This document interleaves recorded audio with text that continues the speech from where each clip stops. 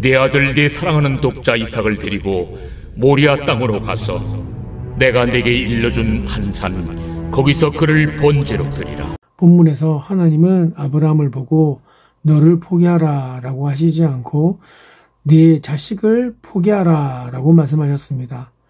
부모는 자식이 죽게 되었을 때 대부분 자식이 죽기보다는 자신이 죽기를 원합니다. 이것이 부모의 마음이죠.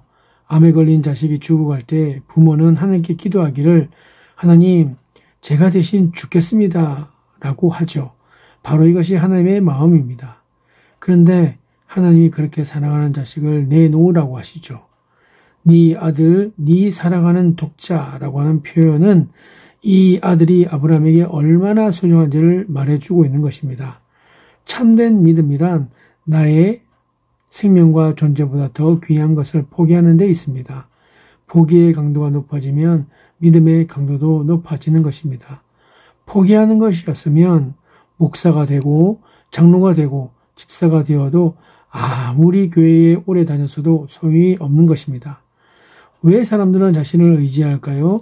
자신을 의지하는 이유는 하나님을 의지하지 않기 때문에 그렇습니다. 반대로 하나님을 의지하지 못하는 이유는 자신을 너무나 의지하기 때문이죠. 사람들은 이력서 쓰기를 좋아하고 수많은 훈장을 갖고 싶어 합니다. 그것이 자신을 표현하는 것이라고 생각하죠. 하나님은 네가 아니라 네 아들을 달라라고 집요하게 요구하십니다. 아들을 번제로 달라고 말씀하십니다. 그저 죽이거나 내보내라는 것이 아니라 번제로 달라고 하십니다. 번제라는 말에는 대속의 의미가 담겨 있는데 번제의 제물이란 다른 사람의 죽음을 대신하는 제물이라는 의미가 있습니다. 우리가 제일 알기 쉬운 이야기가 심청전인데요. 심청전은 맹인인 아버지를 위해 자신의 몸을 던져 인당수에 빠져 죽었습니다. 아버지의 눈을 위해 자신의 몸을 버린 것입니다. 이것이 번제이고 번제는 제물이죠.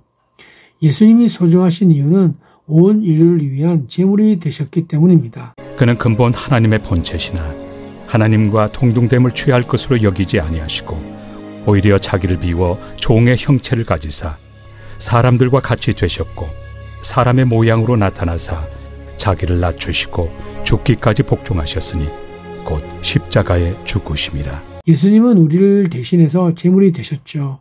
그분이 바로 예수 그리스도이십니다. 요한일서 4장 10절은 또 이렇게 말합니다. 사랑은 여기 있으니 우리가 하나님을 사랑한 것이 아니요 하나님이 우리를 사랑하사 우리 죄를 속하기 위하여 화목제물로 그 아들을 보내셨습니다.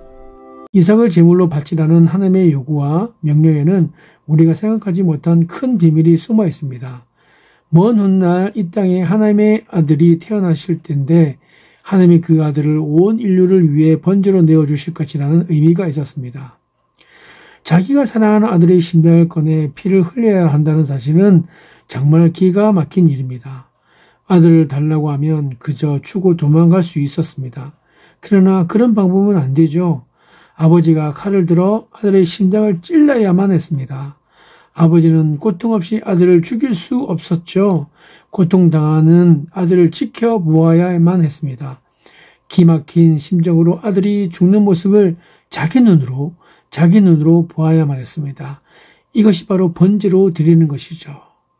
바로 이것이 독생자 예수 그리스도를 십자가에 못 박도록 내주고 고통당하신 하나님 아버지의 마음인 것입니다.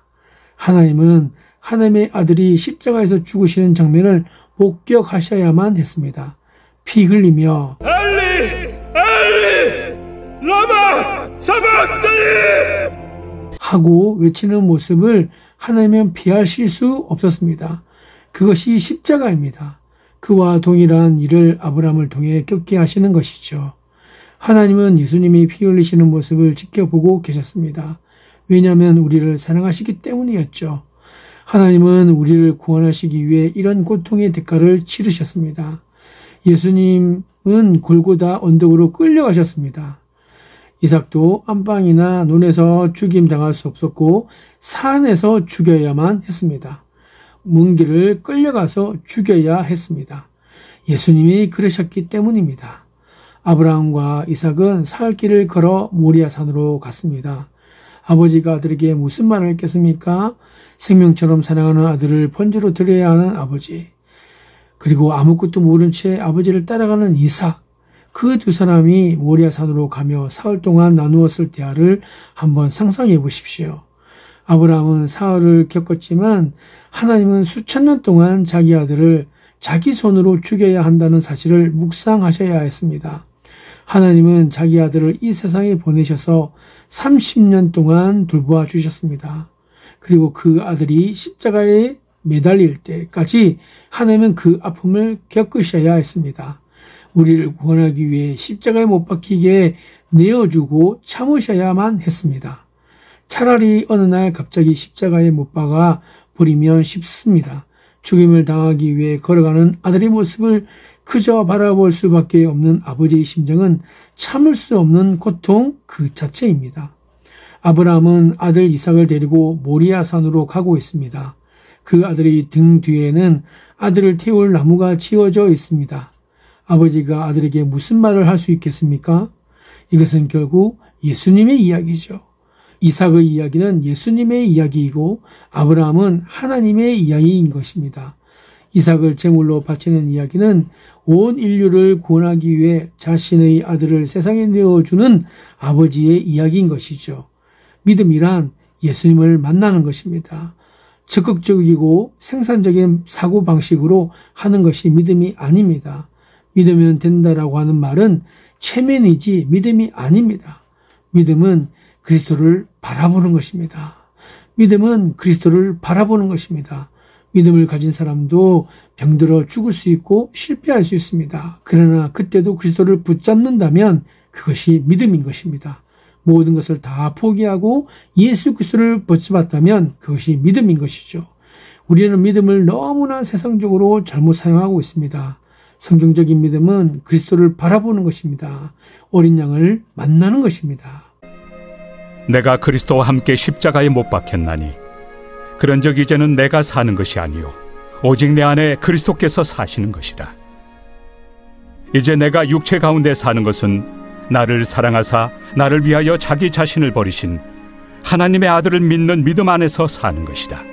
하나님은 아브라함에게 믿음의 시험을 하고 싶으셨습니다.